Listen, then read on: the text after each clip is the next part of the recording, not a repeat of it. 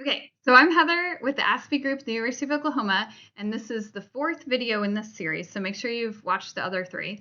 And what I'm going to show you is how I use SHAP plots to improve my machine learning models.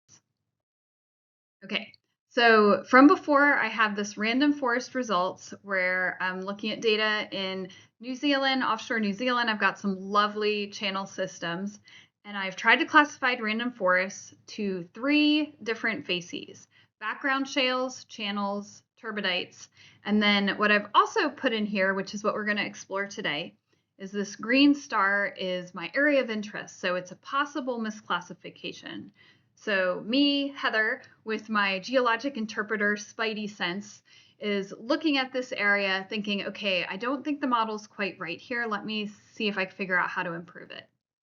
So the first thing I'm going to look at are these force plots. So I mentioned that those are local analyses, kind of pixel by pixel. And so in this case, I'm looking at that voxel with the green star, so this misclassification area, and it was classified as a channel, so purple.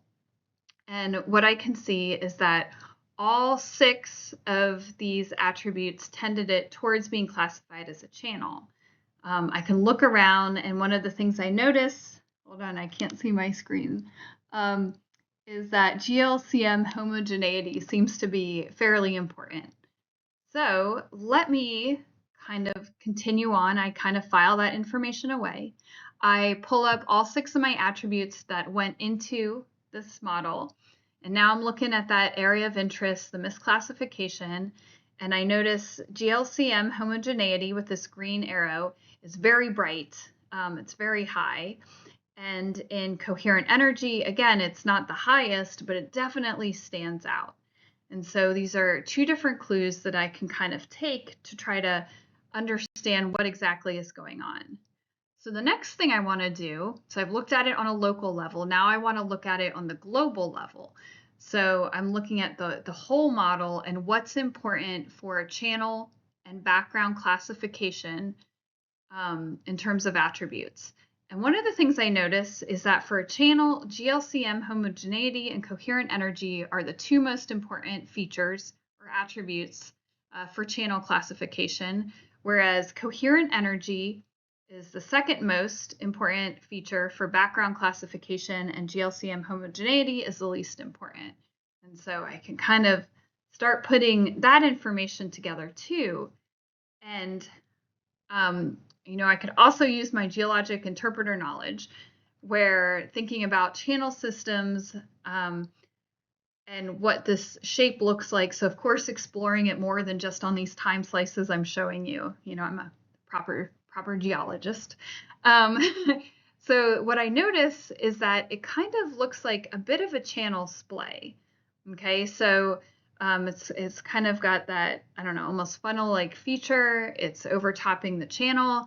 And so what I'm looking at doesn't really fit into any of those 3 basic classifications I gave it. So this is where I have to start thinking, okay, obviously no machine learning model is ever right. I don't think. If you know of one, tell me. So do I need to, for my purposes, do I need to add in a new channel or a new seismic facies and call it a channel splay? Or do I want to retrain this area and maybe, maybe I'm just interested in the main channel bodies. Maybe I want to classify the splay as a turbidite instead. And so I'd have to go in, repick my polygons and classify it as a turbidite in terms of the training data and then rerun the model. So anyway, it's just kind of trying to show you some of the ways that I use SHAP to query what's going on. And of course, all of that and what I just talked to, the most important thing is when you're using machine learning is you want to remind yourself of the geologic problem that you're trying to solve. So in this case, I'm just doing this for academic purposes, but perhaps I'm trying to accurately map channels or turbidites for geobody extraction. Maybe I'm doing a deep water facies classification. Maybe I'm prospecting. So depending on what the purpose that you're applying the machine learning for will tell you how much you need to reiterate and how you want to kind of approach treating that problem. So overall, SHAP is one of the best ways that we found in the ASPE group for using explainable AI. If you go to SHAP's website or README files, you'll see that it works for almost any machine learning method. So it works a little bit faster for tree ensemble architecture, so like the random forest that I showed you. But I also have one of my students right now applying it using unsupervised machine learning. So to Gaussian mixture models is what we're trying to code up in our algorithms now.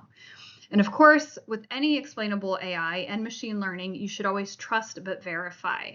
So these are great ways where you can do like simple queries. You can double check what's going on, make sure that the attributes that matter make sense geologically still, that it's not just that statistical problem that's being solved because you are trying to solve the geologic problem.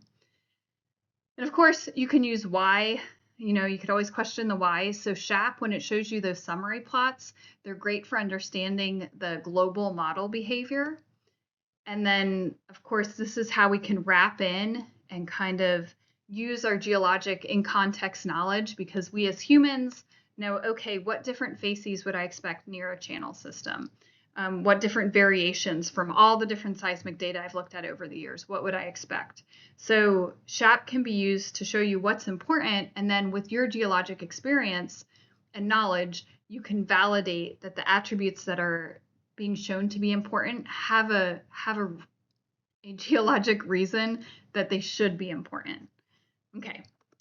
And then finally, I find that SHAP's been fairly helpful when I'm trying to communicate the results of machine learning models to other people, because a lot of people doubt this black box nature of the machine learning models, and this lets us kind of peer into it just a little bit. So what I would encourage you to do is when you're using machine learning, use different methods that will let you kind of add in this explainable AI. So you've got your data preparation, your machine learning model, and then the application of the AI technique. So in this case, I was showing you SHAP. And then you analyze, so you got to use your critical thinking skills to compare that feature importance across different facies, investigate the misclassifications, and then you circle back and you integrate that new knowledge you found about how that algorithm classified with your geologic expertise, and that will allow you to refine the model.